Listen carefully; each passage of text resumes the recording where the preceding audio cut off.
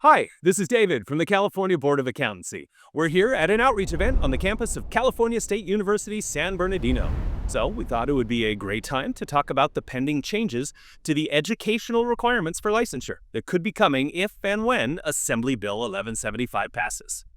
One of the big goals of this legislation is to really simplify the requirements for licensure, which admittedly aren't the easiest to understand the way they currently exist. As you know, right now there are educational requirements to sit for the CPA exam and additional requirements to obtain a CPA license. That's going to change. Now it will be a single set of educational requirements to give you access to the CPA exam and eventually your CPA license. Currently, you need a total of 150 semester units to go along with your bachelor's degree. And as part of that 150, you need to have the 24 units of accounting and 24 units of business-related subjects, which gets you qualified for the CPA exam. Then you need the additional 20 units of accounting study and 10 units of ethics, which you need to earn your license. Once the new law goes into effect, a couple important things happen. So no longer will there be a total unit requirement. So goodbye 150 units. The additional units I just mentioned for licensure would also be gone. So what does that leave us with? The proposed new educational requirements are much simpler. It's a bachelor's degree or higher with an accounting concentration of courses. That's it. What courses will make up the accounting concentration, though, you ask?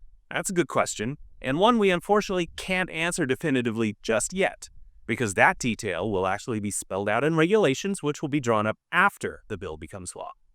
Now, the CBA did discuss the accounting concentration at a meeting earlier this year, and they are recommending that it be 24 units of accounting, 24 units of business-related courses, which could be extra accounting courses, and 3 units of ethics. You'll notice that's very similar to the current requirement to sit for the CPA exam, just with those 3 ethics units also in there. Again, we can't say for certain at this time this is what the accounting concentration will be, but we promise to keep you posted every step of the way, with more fun videos like this. Should AB 1175 become law, this new single set of simpler educational requirements would go into effect on January 1st, 2027.